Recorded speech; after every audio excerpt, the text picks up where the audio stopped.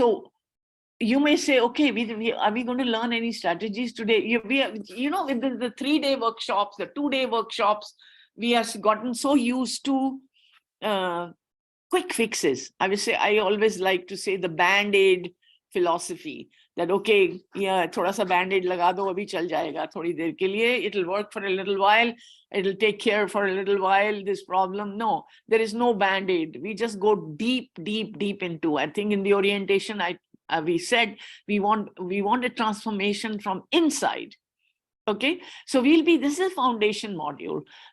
There'll be a lot to learn here, and this learning is going to be useful for all the other 4 modules that come after this. And all the principles that you will learn here will go there.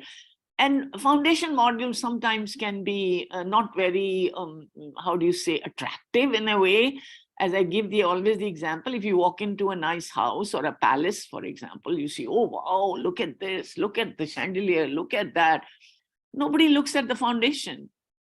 But everything, the palace is there for the thousands of years only because the foundation is very strong, right? It's not because of on the walls, not because of the walls or the ceiling, it's the foundation.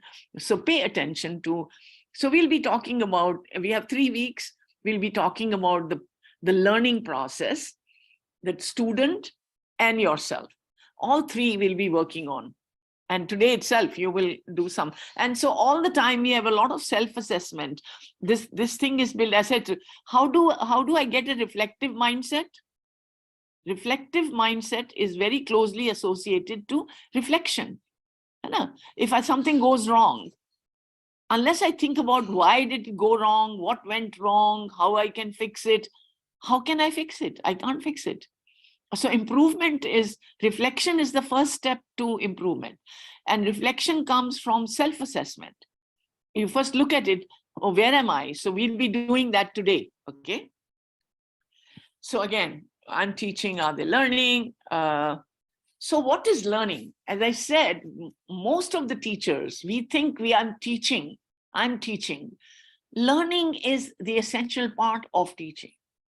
So it's connected, it's joined. What is learning? So I picked this definition. There are many definitions of learning. In the context of academics, learning can be on anything. Learning can be a hobby. Learning can be, you can learn to cook, you can learn to fly an aeroplane, you can, learn to do many things. But we're talking about academics. When you are in college, teaching in a college, learning is defined as a highly structured, intentional process. So it's not accidental. It's not talent from the students that, okay, I'm just going to give a lecture and they'll pick up everything. That's what we generally take it for granted, that, oh, I covered this in lecture last time, they should know it. No, they don't know it. So process for imparting knowledge and higher order skills like interpretation, application, analysis, evaluation. It is age and discipline specific. Age specific, very important. Children learn differently from college students. Adults like me learn differently, or when you take up a MOOC to study, you will learn differently from what your students are learning in class, because that is older people learn differently, children learn differently, and young adults learn differently. So what is that? And it also, learning can be discipline specific a little bit. Some disciplines are very practical, some disciplines are very analytical, some disciplines like sociology, for example. Let's compare sociology and mathematics. Mathematics needs different kind of skills. It's very logical, very analytical.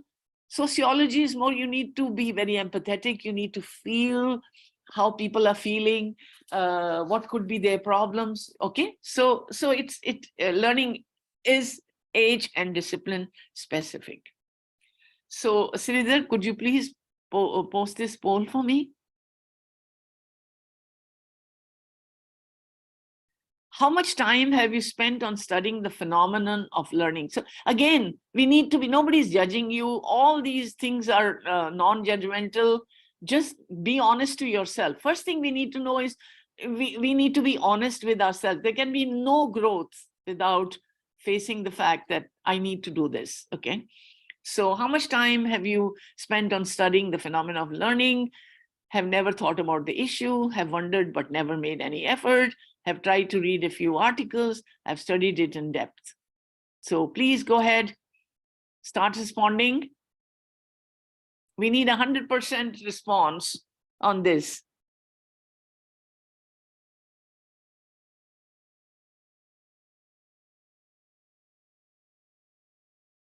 So Sridhar will close the poll in 1 minute.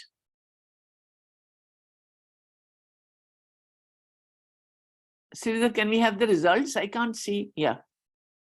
Okay, 12% people say we've never even thought about this issue. 26 say have wondered about it but never made an effort. 48% have tried few articles, and 14% have studied in depth. I'm glad we have 14%, and those 14% will be helpful in for the other groups as well to. So let's go. So how learning happens?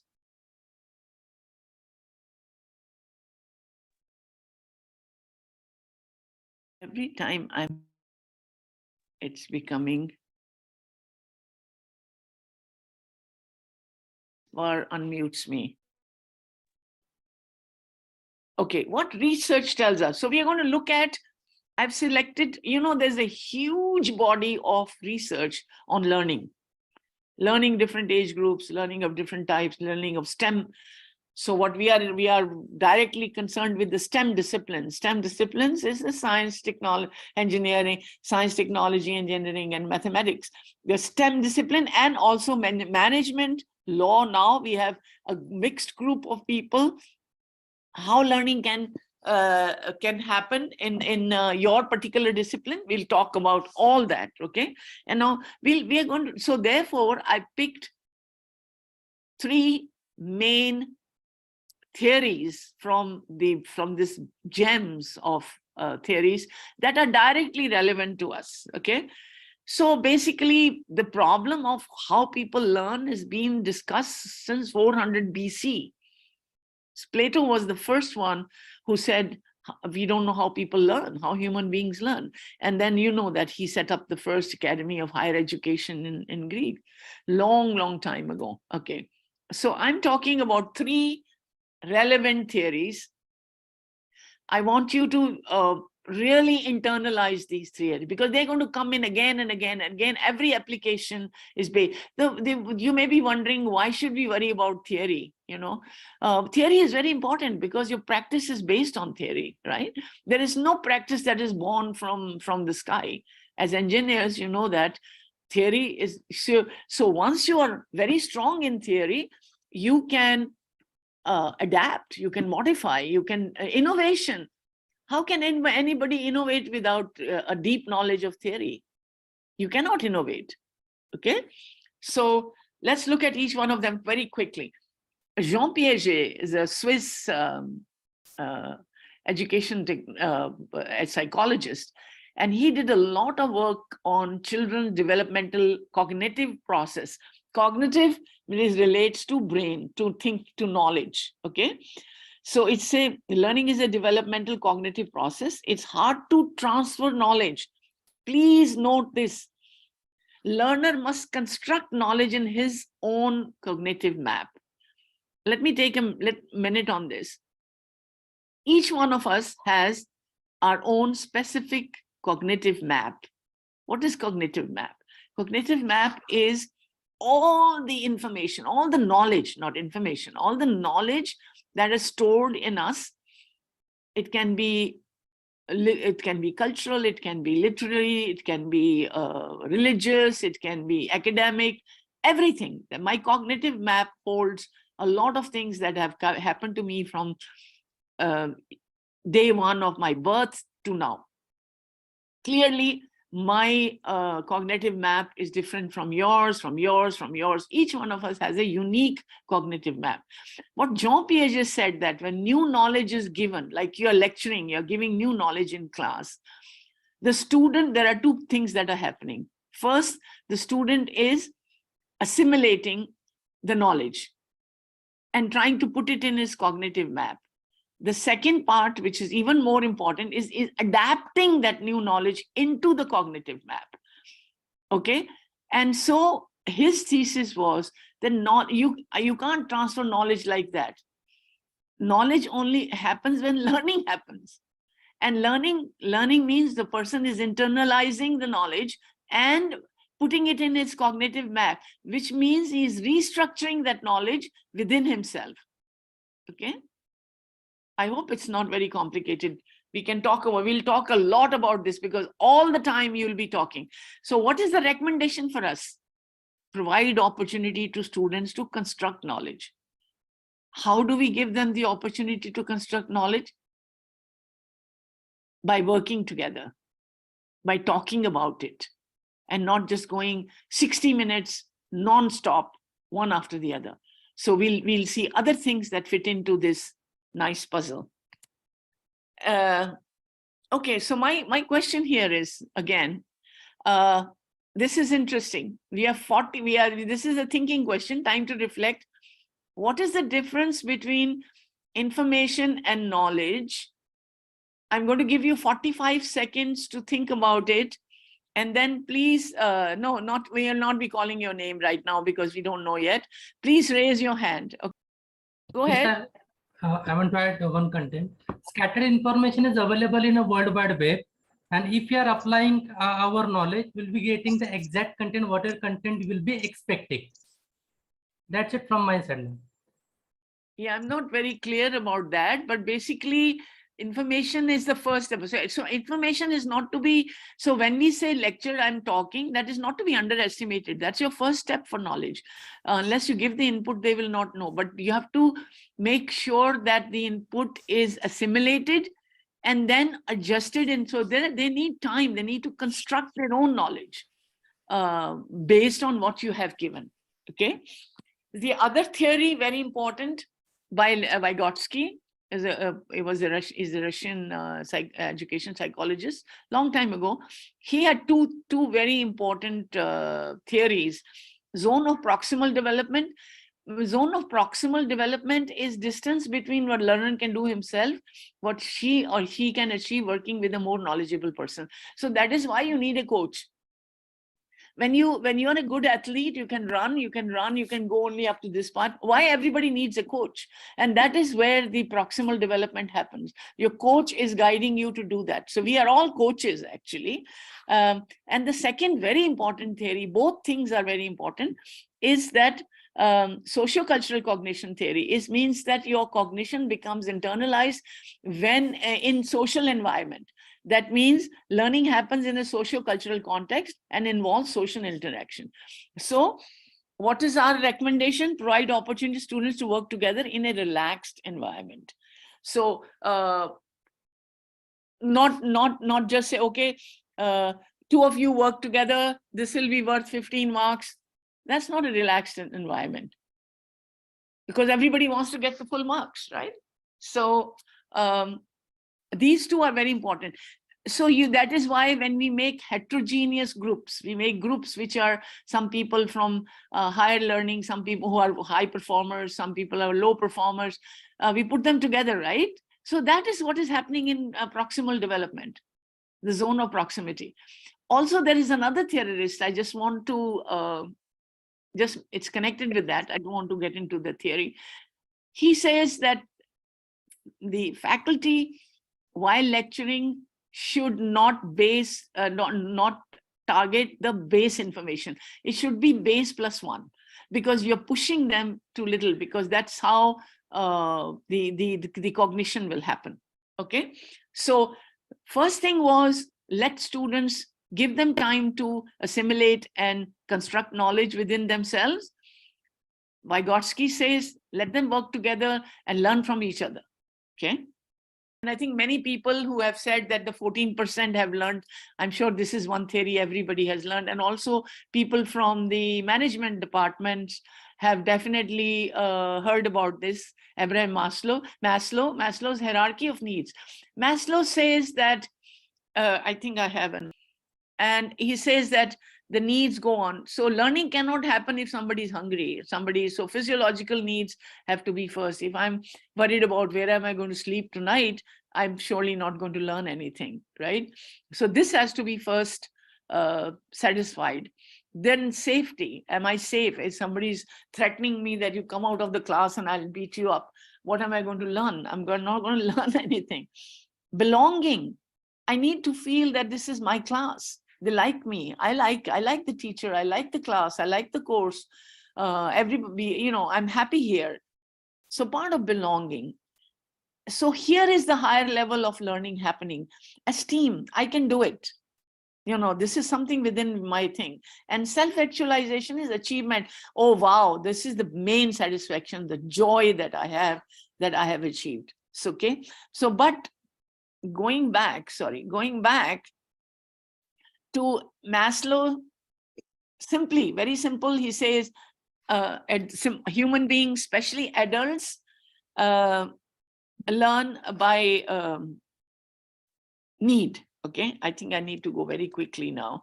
Brain-based learning. So now from the 1980s came the neuroscientists, and neuroscience started focusing on how brain learns. And they have a lot of things that they have come up that are very useful for us, and we can use those for our this thing in our teaching.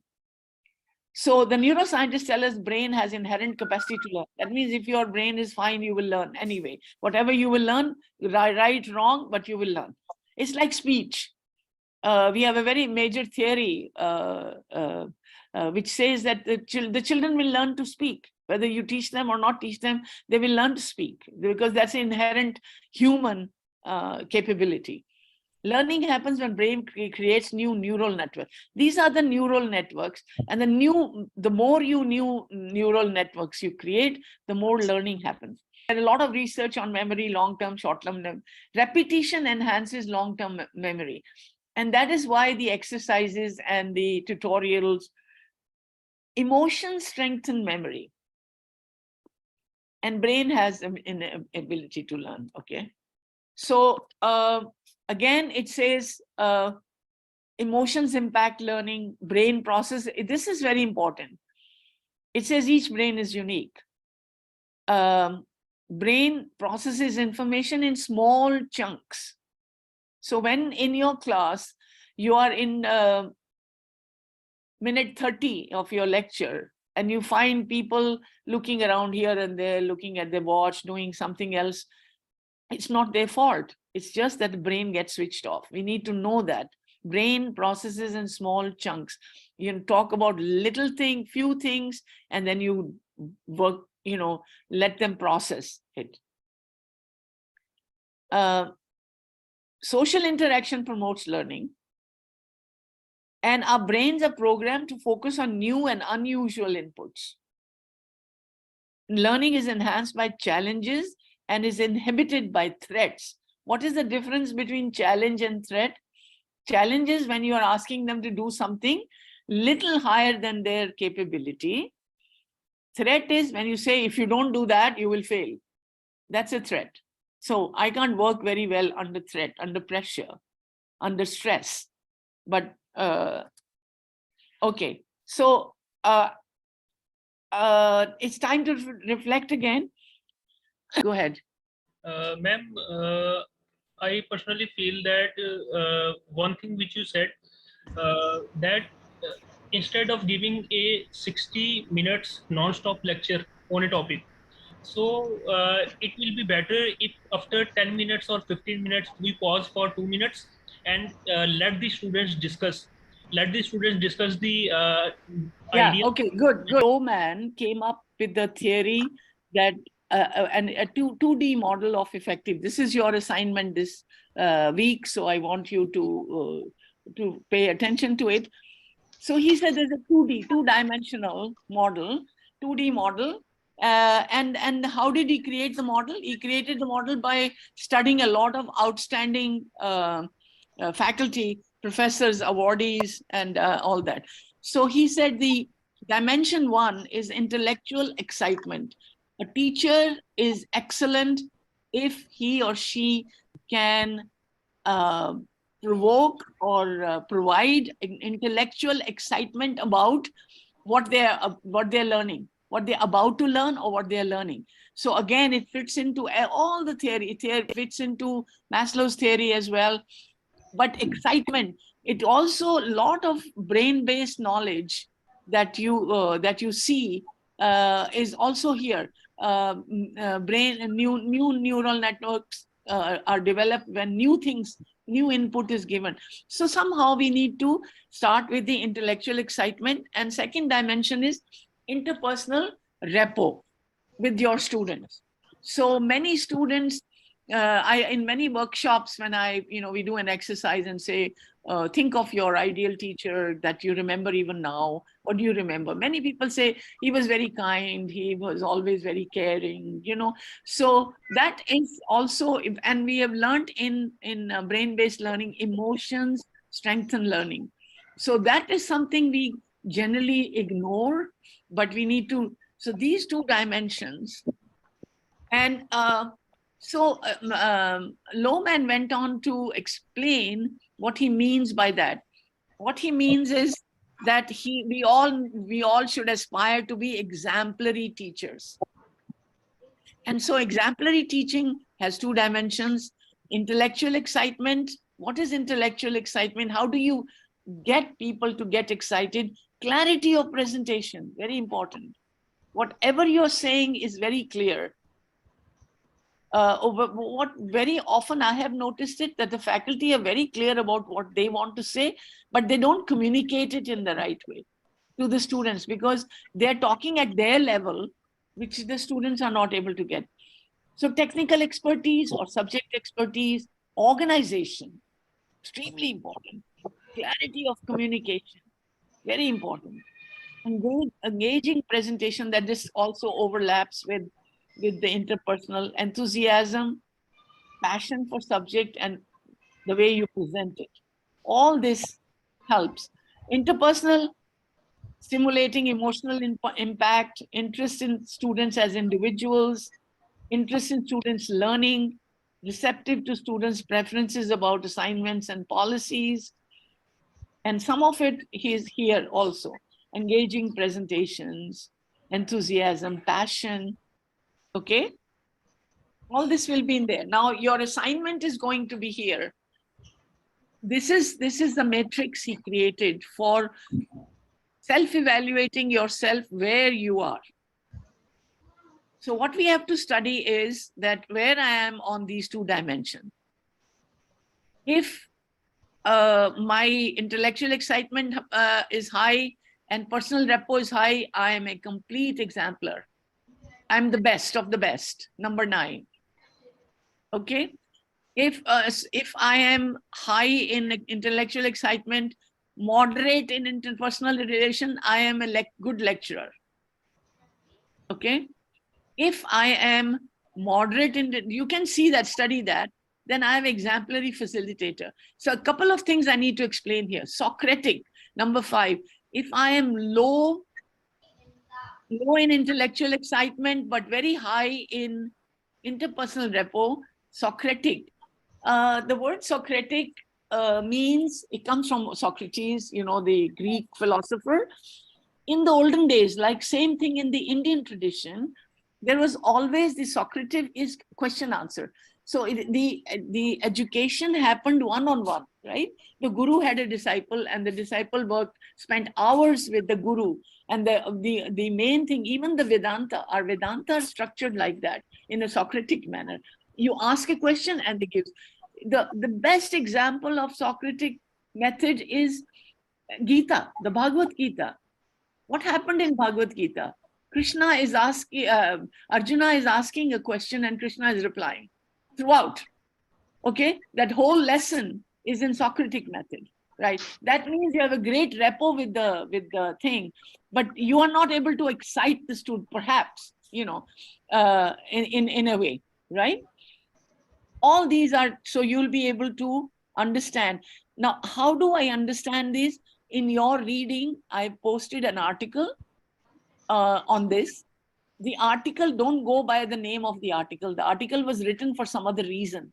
The article says we need to have diversity in our universities. Okay, but the author has taken all the material from Lohmann and is basing his arguments. And in the process, this was the best article I could find where he explains, where the explanation is given on all these styles. So your assignment will be, where are you in these 9 tiles? 1, 2, 3, 4, wherever you are, right?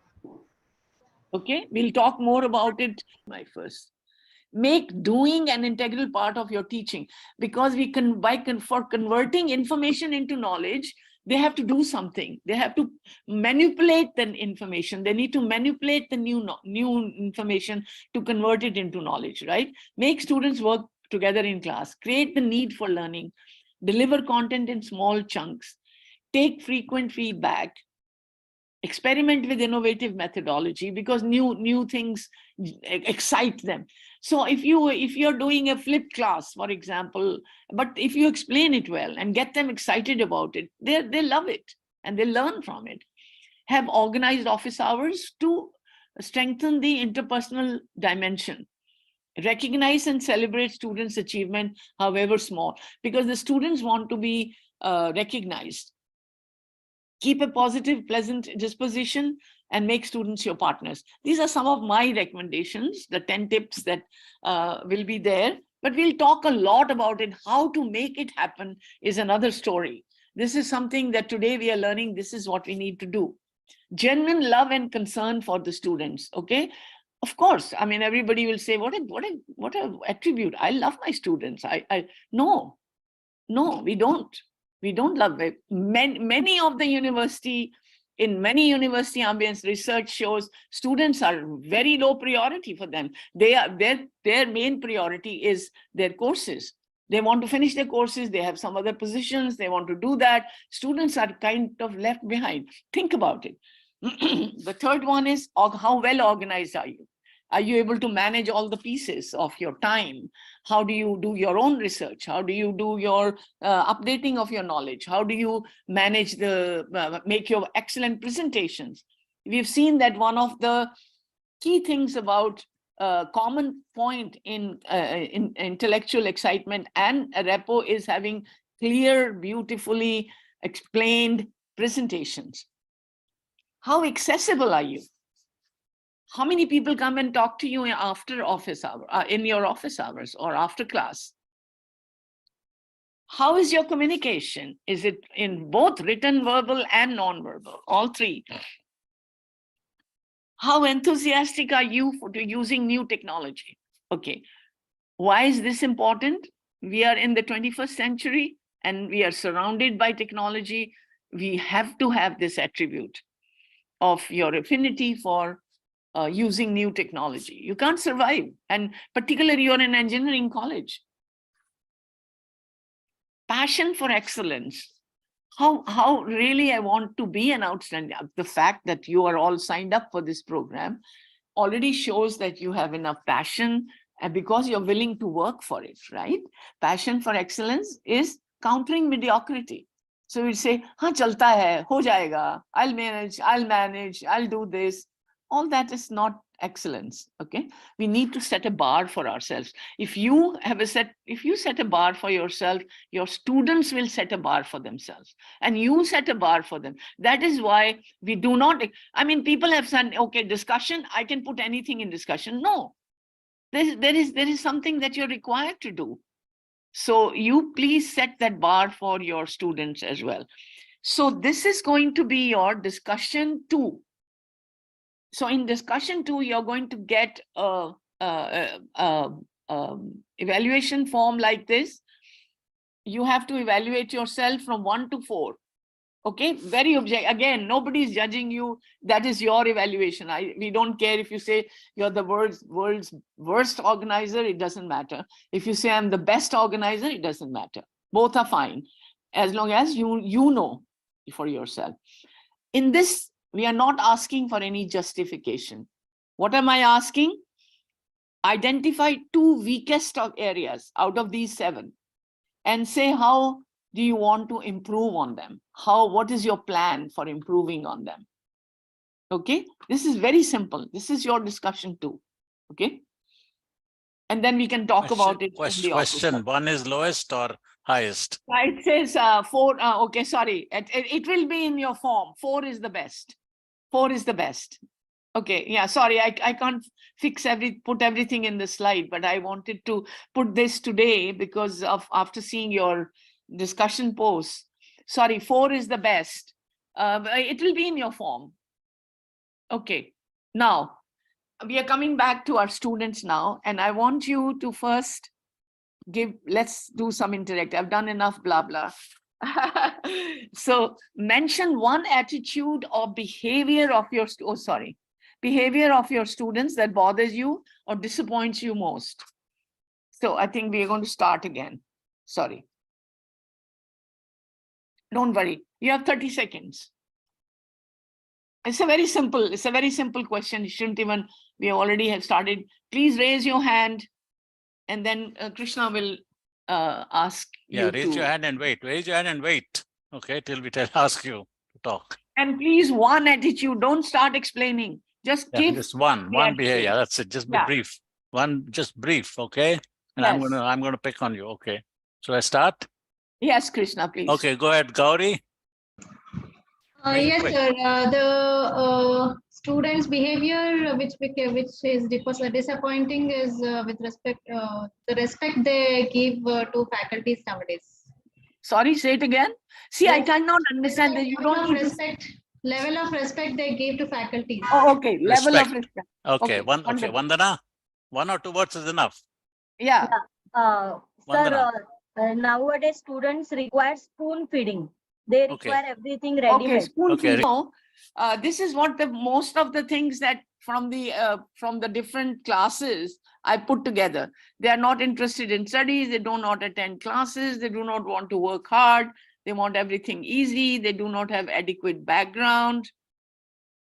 They do not have adequate study skills. They do not do home assignments. They just copy. They sit at the back and play with cell phones. Same things what you have said. They are disrespectful. Okay. All this is what the faculty observes, right? So remember all this. And at the end of the lecture, hopefully we will feel differently. But remember, students also have their own. So I did a similar exercise with about 300 students. And this is what they are saying. Classes are too boring. Don't know why I'm learning all this, because nobody connects that. Learning and teaching. Last time we talked about how do you connect your teaching to learning. We just teach on one angle. We said, this is the core, this is the topic, and this is what I'm teaching. I'm not connecting that. The Krishna slogan, I'm teaching, are they learning? We completely ignore the learning part of it. Concepts are poorly explained. Classes are poorly organized. Cannot understand teachers' explanation.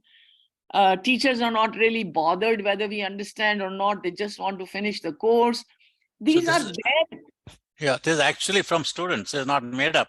No, it's not made up. It's a survey. I did with survey of students that we got survey. Yeah.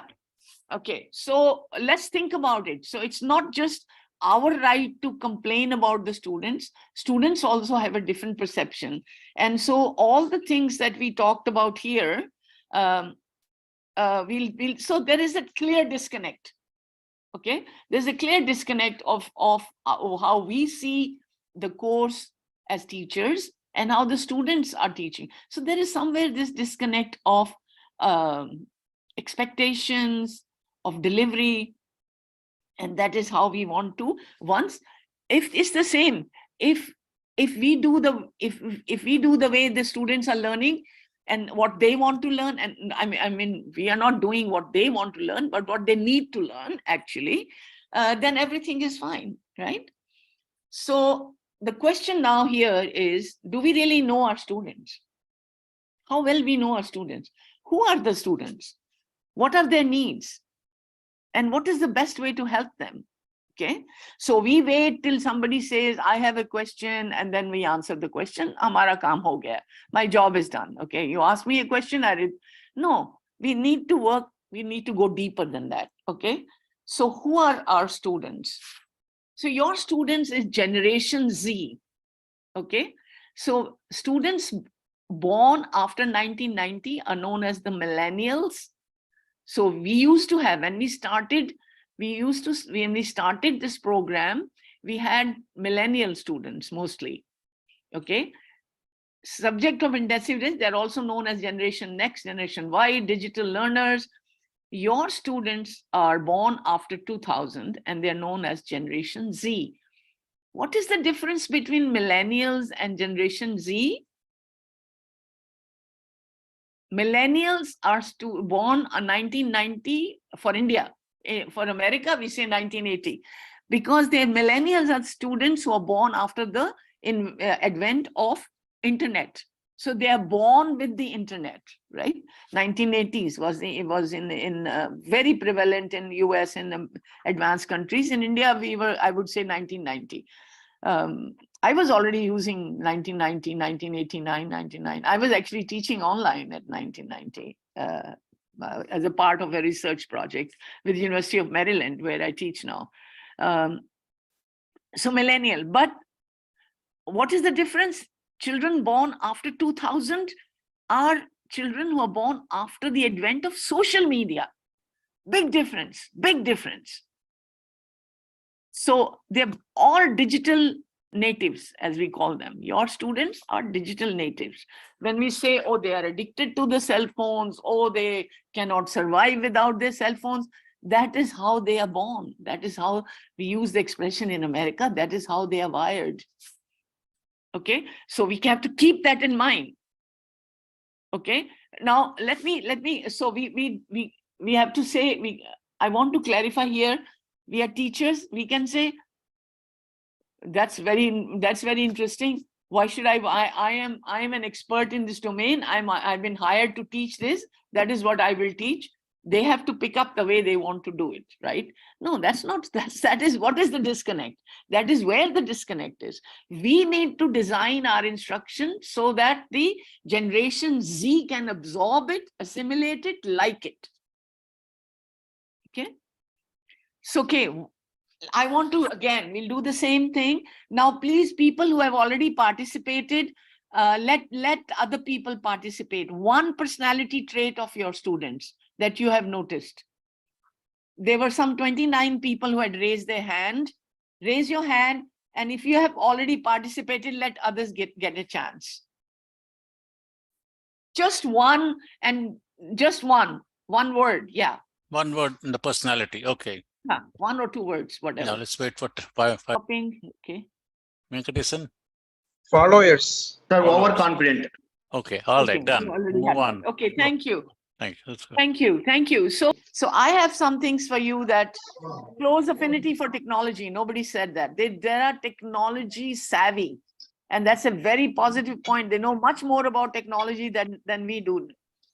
They're used to getting a lot of attention and they want a lot of attention. So extrovert, somebody said extrovert, that was good. They work best in a relaxed environment, you know. And they enjoy social interaction. So I'm just doing the positive part of whatever you said. You said social media, which can be negative, which can also be positive. Enjoy researching information. Nobody said that. They're when you say over smart or smart, I'm talking to you and they're already found the answer for me in a second. You know, I see that with my kids. I'm just saying, where is this place? And I'm just saying, looking at his face, and my grandson always says, oh, it's here, right here. He just Googled it. You know, they're very good at research. They enjoy autonomy. And that is, autonomy means I also have a say. I want to do the way I want it. Okay, I want to be a part. You said non-participative. They're non-participative because we don't give them space to participate sometimes. That they have that, how do you say, the basic need, just like we have need for food, they have need for technology. That is how they are wired. Okay, so they lose motivation. So the other next point that we will come back to these personality traits and we weave in all this information is what is motivation. So we need to focus on keeping our students motivated. Motivation is a need or desire that serves to energize our behavior and to direct it towards. I've given you two definitions here, one by Myers, and the other one is motivation is the driving force through which people achieve their goals and fulfill a need or uphold a value. So if they are, trust me, if we can get our students motivated, you are done. Your job is done. 90% your job is done, because they will learn by themselves. They will do things by themselves. The main thing is, instead of teaching the facts, we need to motivate them. We need to show them the way. I think we talked about it in the last lecture. An excellent teacher tells you where to look, but doesn't say what to look for. So you only have to direct them and they'll do the rest. Okay. So there are two. So we are going to look at motivation now. We're going to learn about motivation a little bit, student motivation. There are two types of motivation. There's intrinsic motivation and one is extrinsic motivation. Intrinsic motivation comes from inside. I need to do well. I want to be the first. I want to reach the top.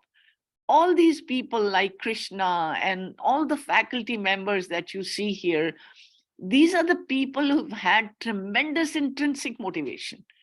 First, they got into IIT. All your staff, all the faculty they're teaching are exceptional people. Got into IIT, millions of applicants, did well, then went to USA, got a scholarship, taught there for 30 years, became the dean, became this, became that, the top notch. This is intrinsic motivation. It comes from inside. Extrinsic motivation is from exterior. Okay, the father is saying, if you stand first, I'll get you a bike. Tomorrow he'll need something else. So yeah, I see that happening in very small classes. Class 6, mother is telling, okay, you have to first come first, then I will get this something for you, whatever. Though we can see that extrinsic motivation doesn't last. Intrinsic motivation is what we are after. And how will intrinsic motivation come? It will come from the student. You can't do it. You can only promote it. If you I used to do that exercise very often when we have these workshops. Think of your favorite teacher in school or in college, and how was he? What was special about this person? Was he the topmost scholar in the world? No, maybe not. But he cared for you. Caring means he's motivating you. He's saying, take care of your thing. Find out where are your weaknesses. Get yourself strong. Okay. So remember these two types of motivation. So I want to also, again, we did a survey on this, and this is not this thing. This is from how students get motivated. And we notice that when students come, they are killing themselves to get admission in a good engineering college. Isn't it true? They take competition, they do this, they do that. Once they come, they're bubbling with energy. First year as they enter, orientation, excited. Oh, I made it. I got it in the engineering college. Come second year, third year, boom. They're not interested in studies. What happened in between? Who's responsible? One classic answer I get from my participants is, ma'am, they didn't want to become an engineer. Their parents pushed them and now they don't want to study. Okay, that may be right for some time. Let me just tell you, we are very research oriented. I did this research, a joint research with 3 other professors from India who are your assistant faculty right now, actually. We had over 3,000 students as our sample. 3,700 actually as a sample. We published a paper, and that paper also got an award. And one of the questions in that was, why are you studying engineering? Okay, and the answers were, and the answers they had to pick was, my parents wanted. This is what I want to be. I want to serve the community. I think it's a very noble profession. All these answers. But there was one question, I'm here because my parents wanted me. Do you know that only 7% of the participants answered that they are here because their parents wanted? 7%. If you have a class of 70 or 60, there are only 5 students who will fall in that category. But we make that as a big excuse, and we just say, they don't want to study, they don't want to do that. Okay, they're unable to connect with the rest of the class, they feel unwelcomed. I want to bring these reasons because you need to take care of these reasons.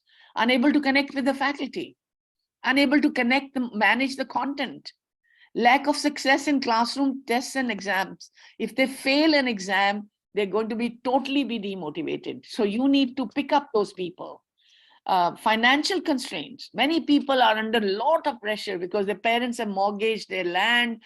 Some people have mortgaged their houses to send their children to engineering colleges. The systems doesn't seem to be fair, and unable to fully participate because of poor English. Okay, these are some of the reasons that they have found out. Okay, I have poll 1. Sridhar, can you please flash poll 1? Lack of motivation is a big problem for university students. To what extent the faculty can remedy it? I have changed the wording from engineering to university because we have many faculty from management, from humanities, from pure sciences. And they sometimes we hear that, oh, all this is for engineers, not for us.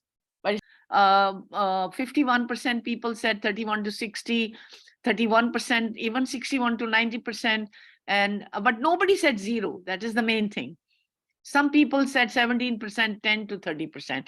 No, I think we go with, even if we go with the average 31 to 60, we can see that we have a big role in doing this, right? Getting the motivation, people to motivate. And so we are going to learn how we can motivate them today, right? So let me just how can I get this one out here? Let me get this out. Okay. Okay, so I'm going to only talk about 4 theories very quickly, and we'll focus on the last one. This is the one theory that we'll be working. This is your assignment 2. So we talked about already Maslow's, we already talked about Maslow's theory last time. Need, create the need. When students say, I don't know why I'm in this class, why I'm learning all this, is because we have not connected the need to what we are teaching. So remember, if you just start by saying, today we are going to learn this theorem, and this is where it will be used, you have done a lot of good to your students. The equity theory, motivation, how efforts and rewards are compared with others, very important. And I think it's a very important theory. The minute I feel that Krishna is getting many more marks than I am, and I'm putting in the same amount of effort, I get demotivated, right? So I'm always comparing my effort and rewards with other people. And that means your transparency. Your rubrics will help there. They tell the faculty, the students, why I got 6 and why Krishna got 9.5. So because if we do not make that, or if I don't explain, if my faculty does not explain me why I got 6.5 and not 9, I'm going to get demotivated. So remember, very important to be transparent and impartial. McGregor's theory of X and Y is very important. It says there are 2, it talks about 2 ways in which you can deal with your people.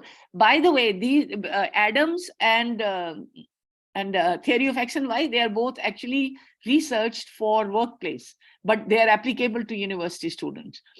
So in this theory, McGregor says there are two ways in which we can interact with our students. One is what is called an authoritarian style of communication, which means I am the guru, you're the disciple, you will do what I'm telling you to do. You do not have any say in the matter. But we have said that we have seen that the Generation Z likes autonomy. They like to be a part of everything. They want to take a decision on what we want to do. You have seen that in your children. Haven't you seen that in your children? If you tell your child you do that, no, I don't want to do that. You tell your daughter, wear the pink dress. No, I don't want to wear the pink dress. I want to wear the yellow dress. Okay, wear the yellow dress. So autonomy, they like the autonomy. That is style X is the authoritarian style. It worked in India for a long time. When I was at Rutgers for 10 years as a director of a program, and a lot of international students, and I see that in China too. So you talk to a Chinese student and he stands up to answer always. They have that. We have that in the East, but it no longer works. It doesn't work with Generation Z. The other style is what is called the participative style, where you make the person that you're working with as your partner. And when I do workshops, my big slogan is make students your partners. After Krishna's, I'm teaching, are they learning? My next slogan is make students your partners. Connect. We can't always take their advice in everything. We have to teach, but we can always have small things like, okay, so when should the assignment be due? Tuesday or Wednesday? Half the class will say Wednesday, half the class will say Tuesday. Then you say, find a way, but you're making them feel that they are participating in it. You're taking them. You're still going to go with Wednesday because that's what you had decided. And maybe most of the people have, or some people have said Wednesday also. But you can make them feel that they are a part. If the whole class says Tuesday, then it will be Tuesday. Okay. But this is the style that we are going to be working on. This is your assignment 2. ARC's model of motivational design. John Keller is actually a professor and a researcher. I was very lucky to have met him and spoken to him. ARC's model of motivation. By the way, many of our students have written art papers on this. Wonderful. Yeah, I have in conferences.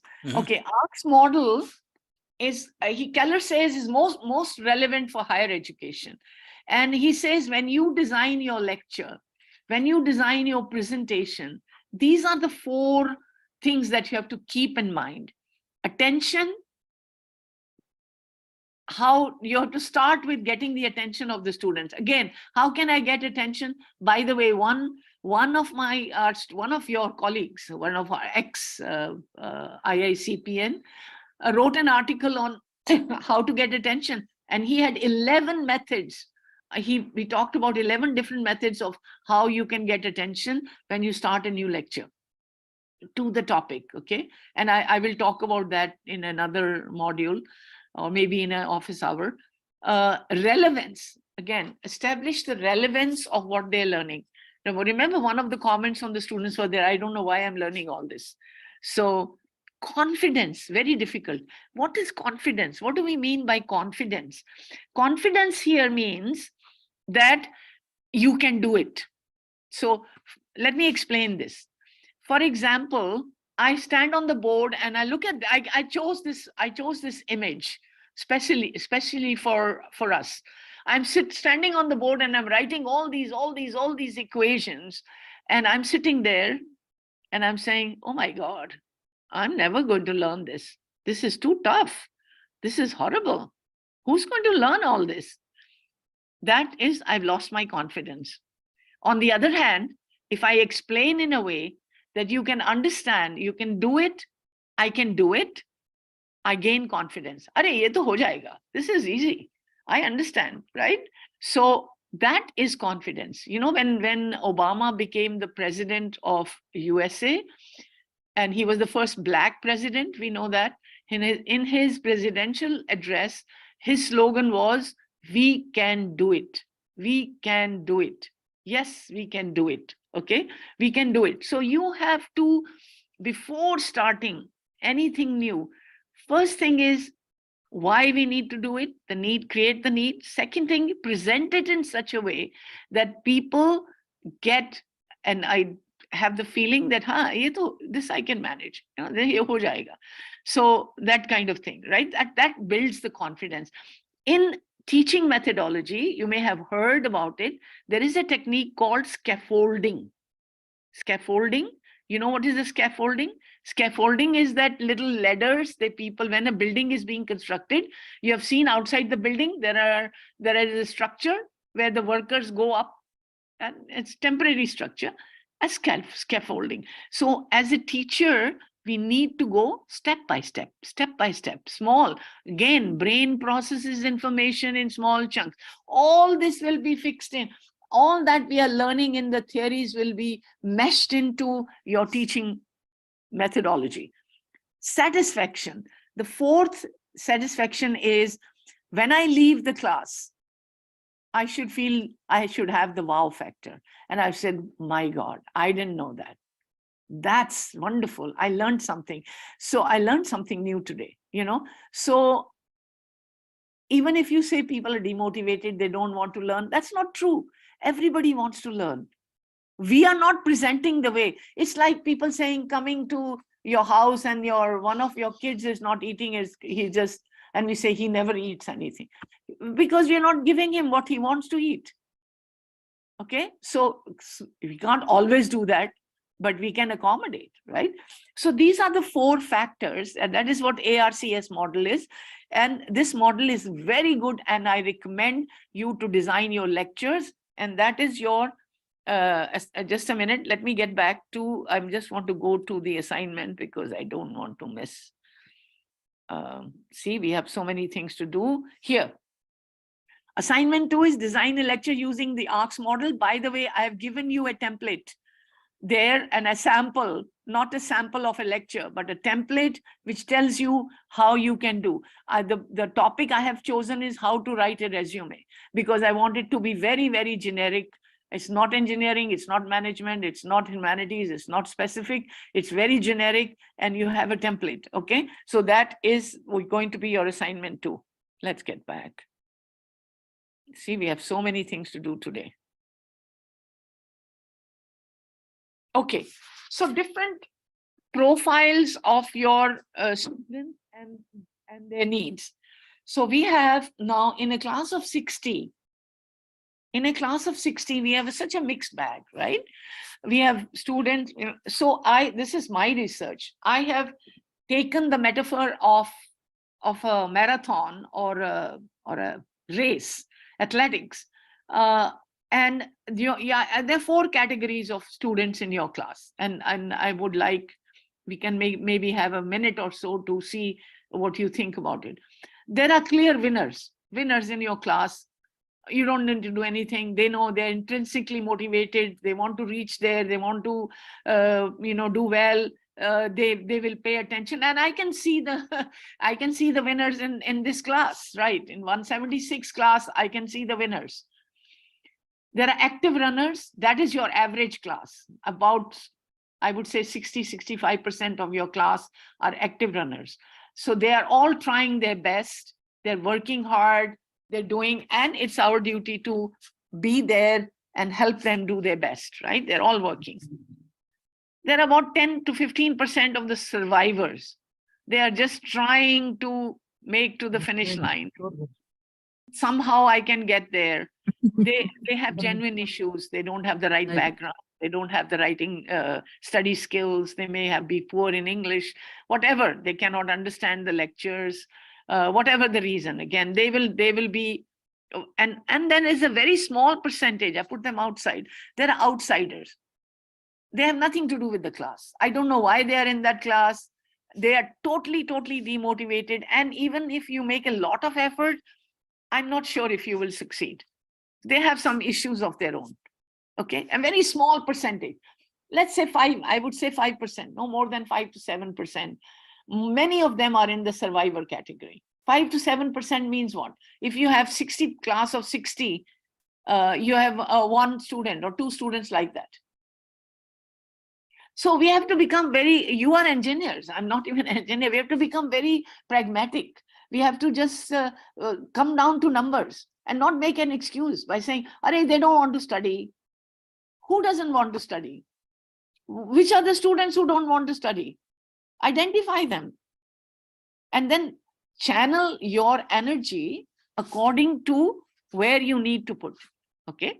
So we have seen that most of our energy will go in active learners right here. But then they should not be neglected, and they should not be, you need a lot of energy here.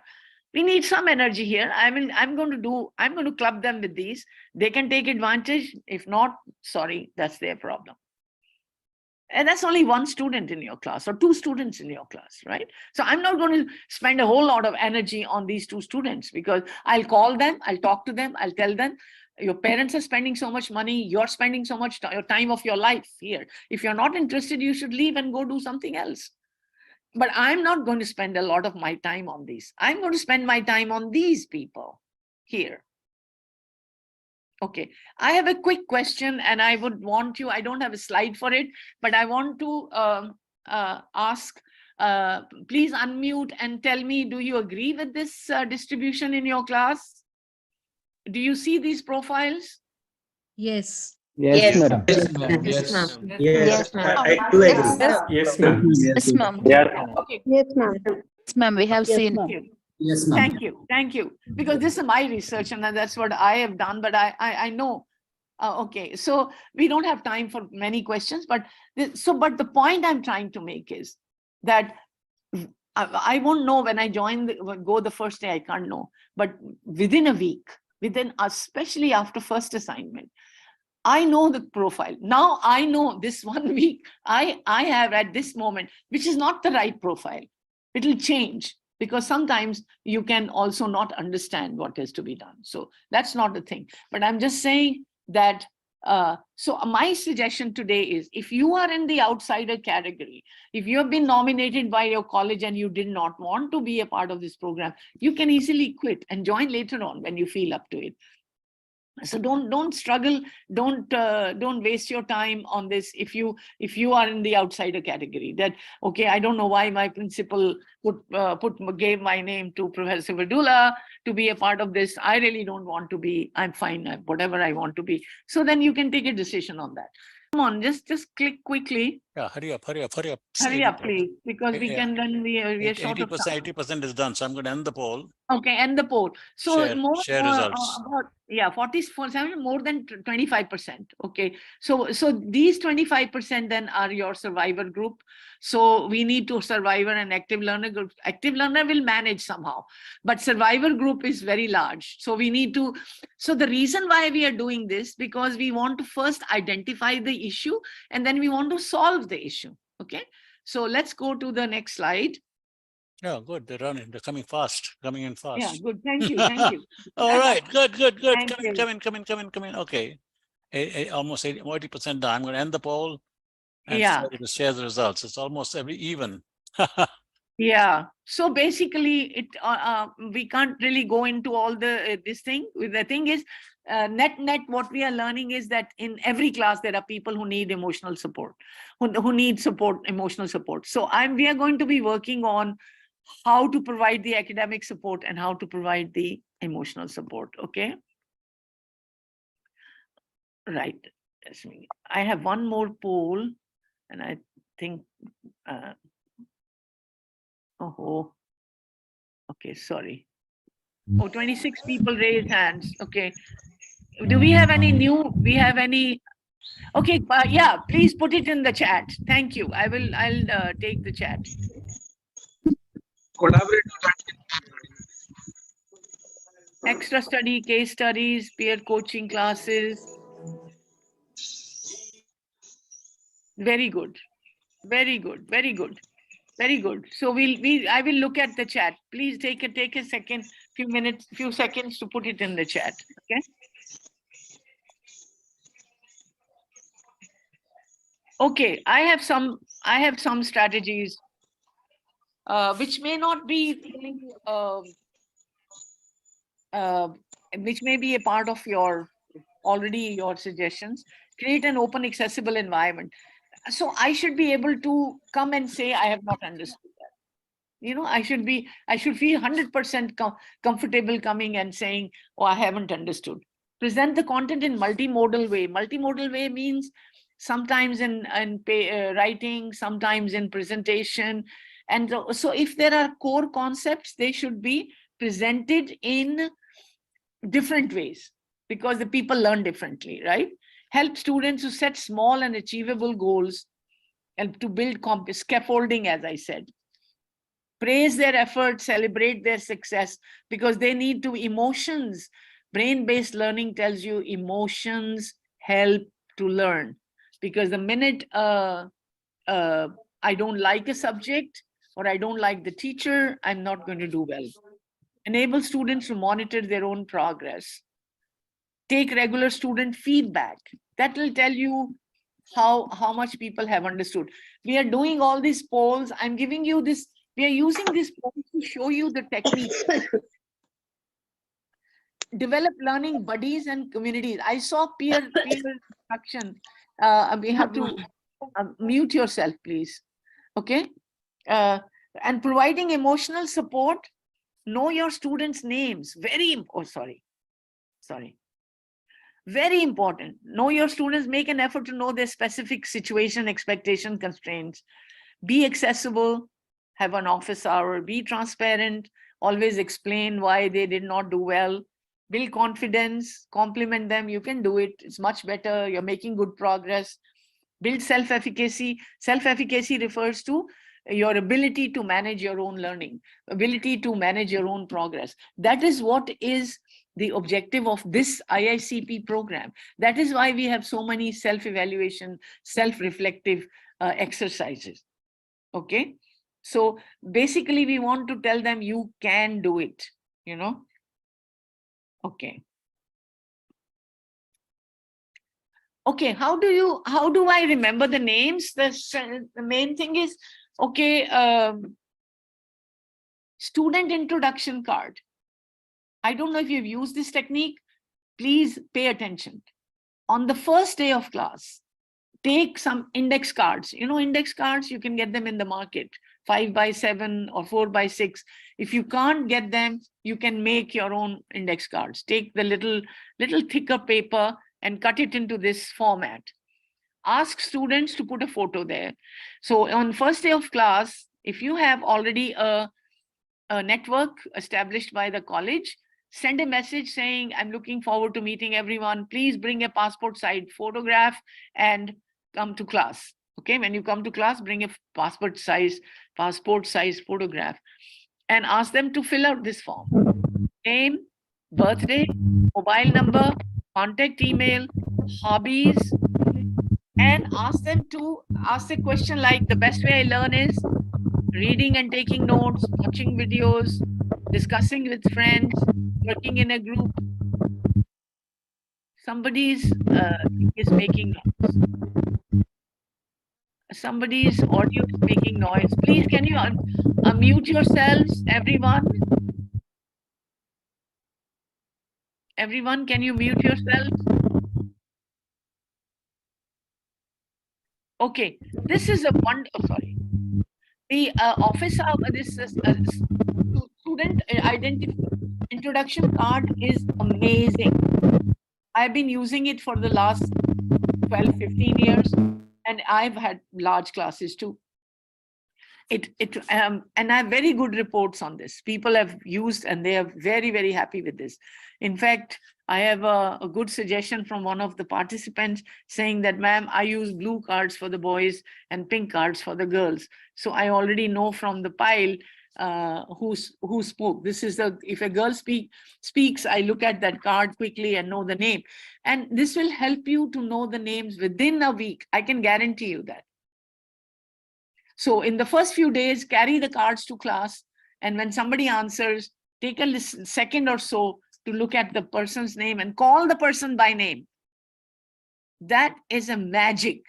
When somebody calls you by name, it's a magic, and you learn it very fast. You learn it very fast. It's amazing. I want to give you an example. Yesterday, we had an exam for the previous batch.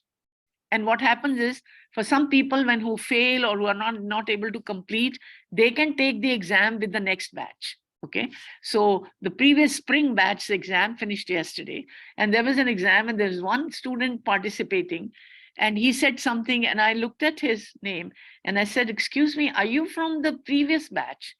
And he said, "Ma'am, how do you know?" I said, "Because I know the name." So basically, this is very important. This works beautifully. So my big, and I want to tell you what to do with the birthdays later on. So connecting with the students is very, very important. Okay. Okay, so there is no one who says not helpful at all. That is one thing reassuring. Quite helpful.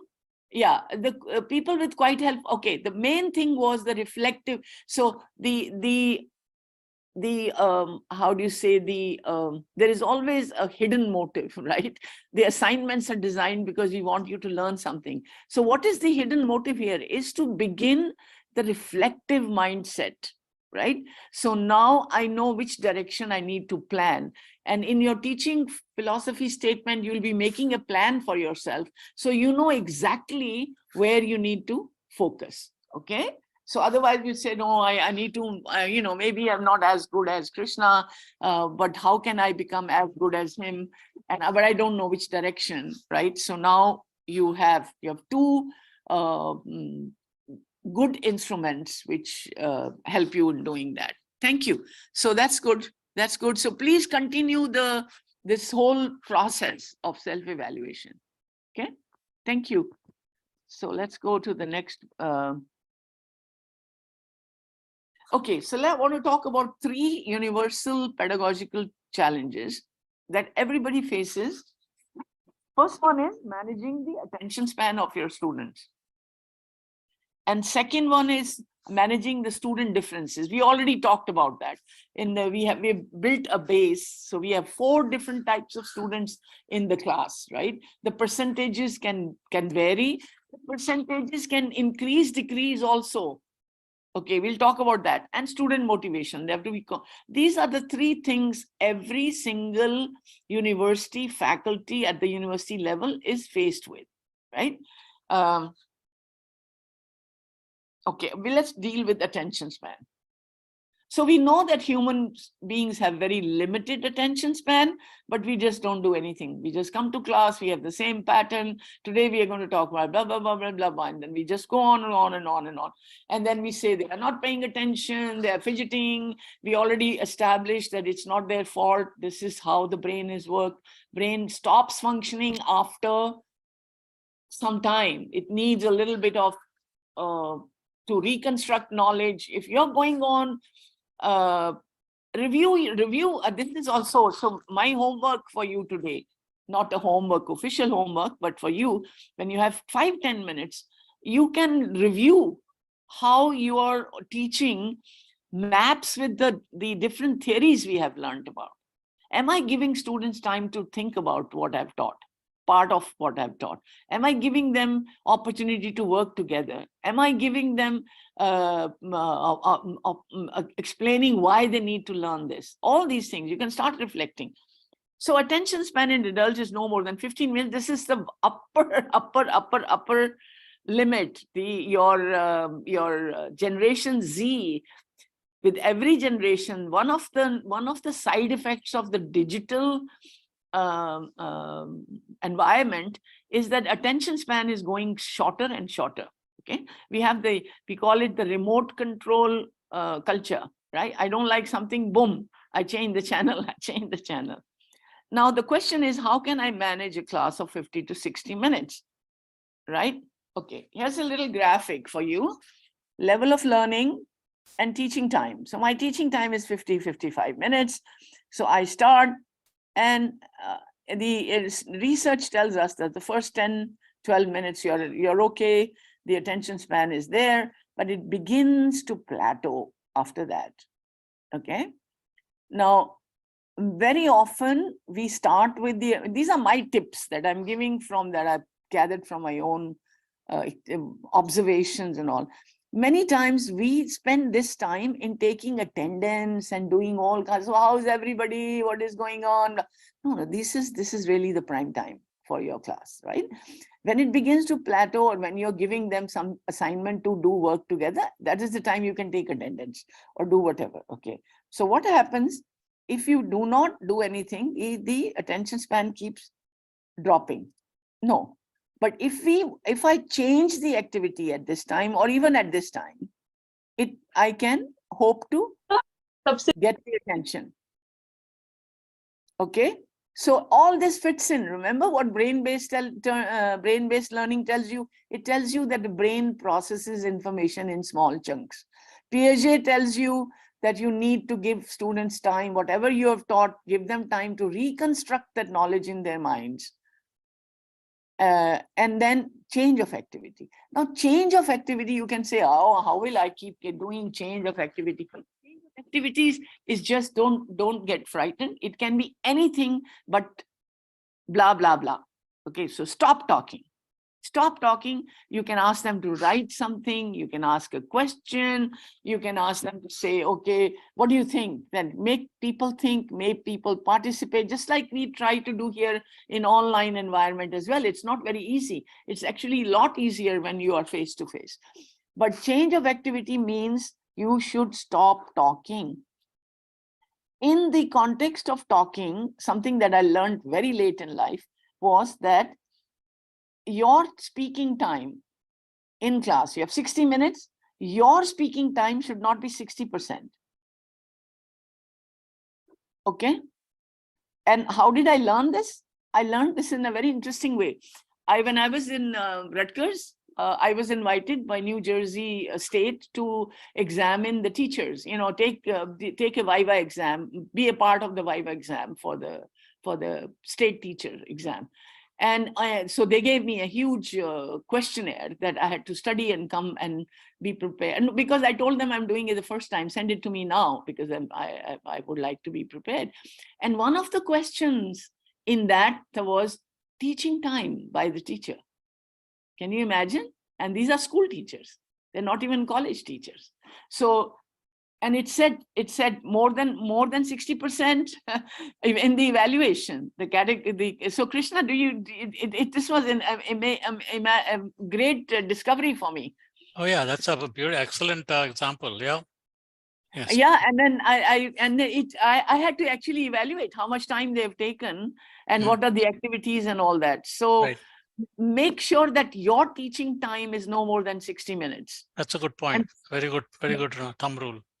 Yeah. So change of activity can be anything simple, and then quickly you can come back and do. Now in module 3, you will learn at least 10-12 things that you can do at this time. You will also learn how to do collaborative thing. Okay, so that is how we manage so now what is going to happen? You have another spike for 10 minutes, then you have to do something else, then another spike for 10 minutes. Okay, now again, because we are at the university level, and we are sometimes we have our content is very complex, so you don't have to really go with 10 minutes, 8 minutes. I suggest you will learn that next week with Professor Butch. Sift the content. So if I say, okay, this one, how can I break that? So it may break after 12 minutes. It doesn't matter. Adults, you can go up to 15 minutes. You don't have to go 8 minutes or 5 minutes or like that. But you have to be conscious of the fact that I have to stop talking now, and they have to do something. Okay. So managing student differences, we said that in your class, you're likely to find these 4 types of students, and all of you agreed. If anybody has any other questions, any other comments, you can tell me now. So we talked about, there are about 15 to 18% people here in the winners in your class who know what they're doing. They understand the assignment. If they don't, they ask you. They are fully in charge of their learning, and they know what they want. They're very diligent. If I don't give them enough grade, they will come to my room and they say, ma'am, how come you deducted 2 points here? This is what I wanted. Anyway, so these are the winners. Active learners are your average class. They're about 60 to 65% of your class falls here. They all work hard. They try to do their best. The results can be varying, but they are okay there. They are fine. These are the people, survivors are the people who are very well intended. They want to work, but they have issues. They really cannot cope with the class. Many things. Language can be poor for in the Indian context. They don't understand what the teacher is saying. They don't lack, may not have enough. I have some thing, they may have not have enough background knowledge. They may not understand the concepts. They have no confidence, etc., etc. And the last one are the outsiders. And that was the question in office hour, that how do we manage these people? Outsiders, only 3 to 5% of your class. They don't seem to belong in the class. They're not happy. They're just sitting at the back, not doing, never participating, never doing anything. You ask them, they have no question, no response. Why they come late? They don't come to class. They don't seem to be connected here. But they're only 3 to 5% people. And I think I mentioned to you that many people say, oh, this category is there because the parents are pushing them to be engineers. No, that's very, very, very small category of people who are there. Okay. So we want to see how we want to support now, even these people need some help. They need some kind of attention. They need support. Okay. So working with winners. This group gets the least attention. We know that. So we are just kind of very complacent and we said, oh, they can manage. It's okay. But they are an important asset for the class. And we can, there can be a win-win situation in which we can make them more active participants. Mostly you will see these students, they do their job, they do their day, but they are kind of, not so connected in the class, I feel. And I know from my own experience, like I would, many times I would have students come into my class, to my office, and they say, ma'am, I need to talk to you. And I said, why are you here? You should be in class. They said, no, nothing is happening. I will go to the library and I mean, it'll be okay, I find. So, I mean, that's an extreme case, but many of them feel that they can manage on their own. They're not connected to the class. But let's see how we can use them. Okay, have a group meeting with this. So now after 2 weeks, I would say you cannot know these categories in the first 1 week. So I'm so glad some of you are starting in October. You have plenty of time to prepare and start planning your next semester, right? I would have a meeting with this group. So this 15 to 18% of class. So let's say if I have 60 students in my class, which is average, I'm likely to have about 12 people, 12 to 15, maybe. If you're lucky, 15. As I said, these percentages are not etched in stone. They are variable. These are just averages that people have given me. I mean, I always like to, in my workshops, I would have little surveys like this to just reconfirm what my own observation is. So these 12 people, I'll call them and I'll just say, you guys are doing very well. So I can set up special projects for them because they also get bored because we keep on repeating for the survivors in the class. We keep on repeating the average for the average. We have to, but that's okay. We cannot change. We need to take care of everyone, but we neglect these people. So set up special projects for them. They can do some research. So let's say in your area, you're teaching biology. And in your class, in your area, you have something new in genetics, for example. And even genetics is not even connected to what the course you are doing. For example, you can ask some of these groups, these students, find out 2 or 3 scholarly articles and give one article to a group of 3 or 4, right? So I have 12 students. I will identify 3 research articles and I will give it to them and then ask them, one day you please come to class and you tell us about what is happening new in genetics. They are happy, you are happy, class is learning something new. It's wonderful. Okay. You can ask them to help you prepare a study guide for them, for the weaker students. You can give them responsibility to work with 1 or 2 survivors. You can actually allocate 1 or 2 students and say, you're the buddy, so take care of these 2 students. Okay. Okay. Active runners, we know, we always easy to identify their needs. We know who's doing what from the test. Now here again, sift the content to identify which you learn tomorrow. You will learn in next week about this, more about this, and then identify which portions most of the class students are going to have difficulty with, and already preempt that portion. You know from your previous experience, or I think one thing I recommend again, and I think Professor Bush may be also talking about it, is when you're teaching a new course, always take help from the people who have taught that course before. Don't be shy. Don't have ego. Don't say, oh, if I ask, even if I'm senior and some junior has taught that course before, this good. Let's go for a cup of coffee and let's see. Okay, let's see, Amit. You taught this class. What is it that? What should I be careful about? Like they'll say, oh, sir, they never understand this. Sir, they have difficulty in this. Whatever. So don't just share. Learn from each other and find out what is the history of that course. What are the portions the students find very difficult? You can also identify yourself and then prepare, already have some learning materials ready for the virtual classroom. We will be learning, we'll be learning about peer assisted activity next week. Take frequent feedback from them, okay? Designate office hours for this group. Again, even if, and the best thing is when they have done an assignment or they have done this thing. What works beautifully, and I use it all the time for my classes. I mean, I have very, how do you say, the students I teach are, many of them are veterans from the Army. I've had Navy commodores in my class. I've had people who are very senior managers.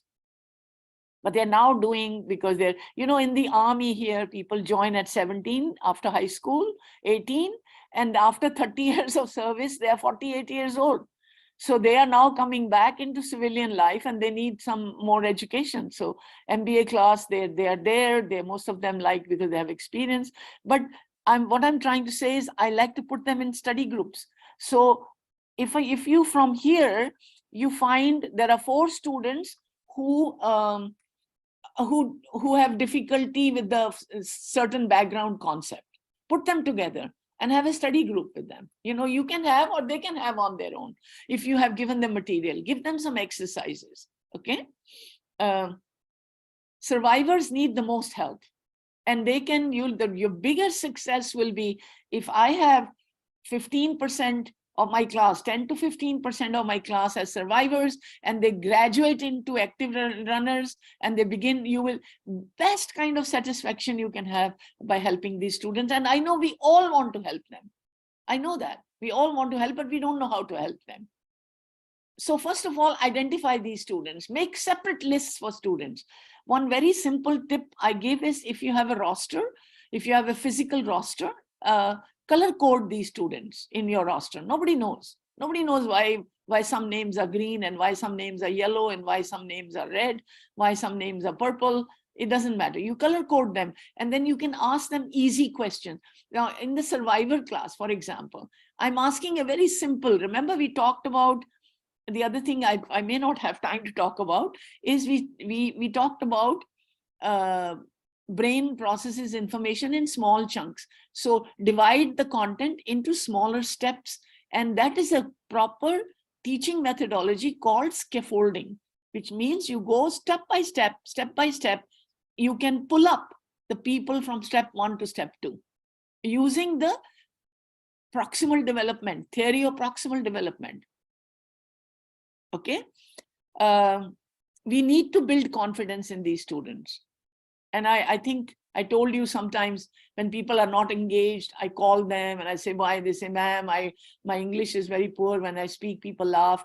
No, then I say, no, it doesn't matter. You can't improve your English in 3 months, but you can't miss out on participation. So I'm going tomorrow, next class, I'm going to ask you this question, come prepared, and then let's see what happens. And then I pretend that nothing happens. I've taught something, and now I ask a question, and I say, okay, can you give an answer to this question?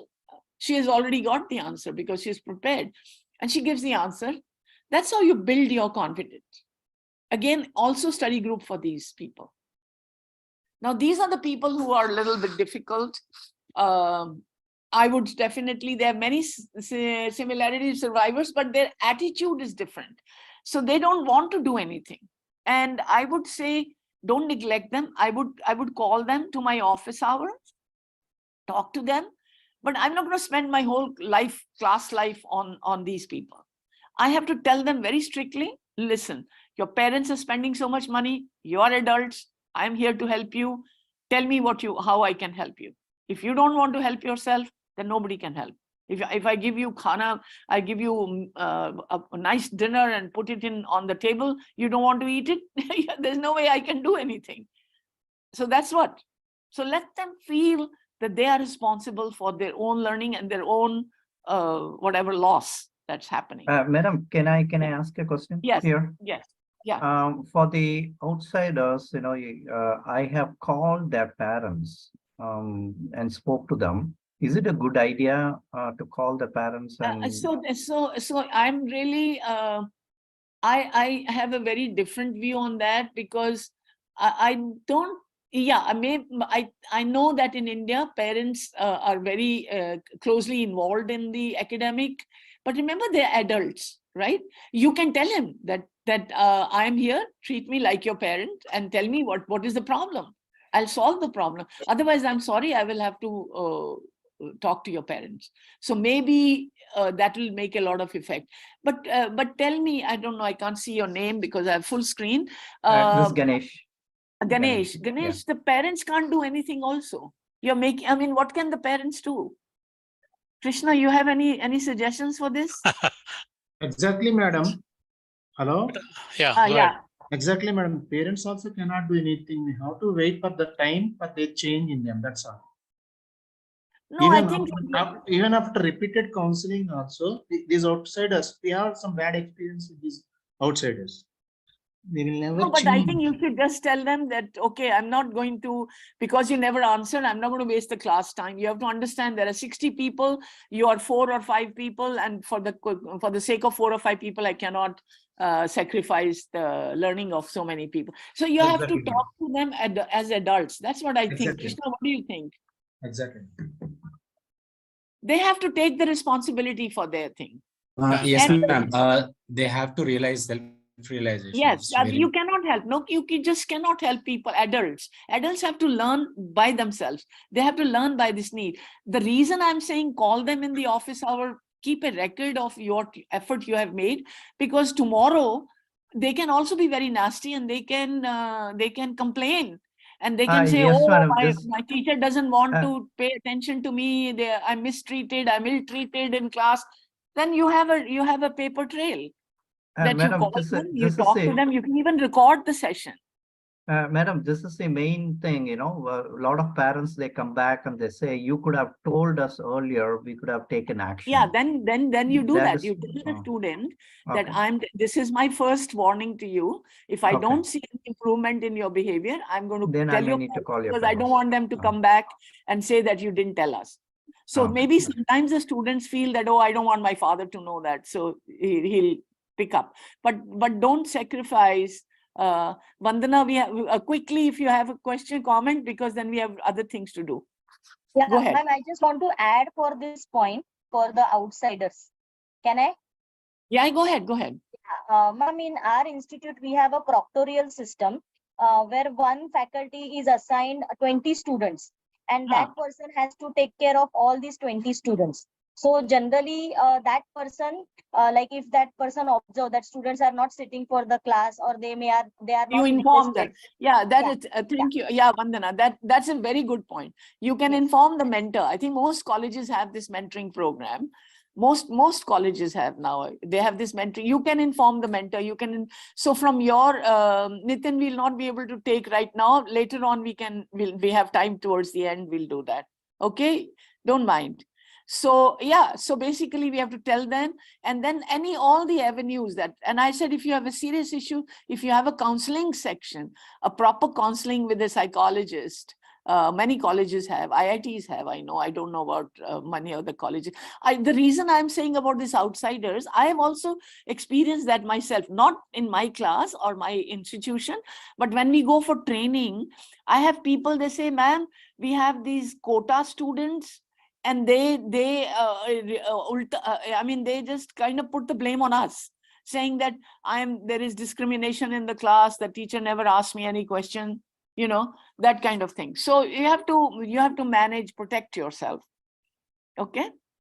The other thing we have not had a chance to talk about, we'll talk about it later on also in module 3, is that how we need to incorporate. One of the other responsibility is to incorporate the employability skills. So you have a list of 12 POs, right, given by Abbott. And this yes, is madam.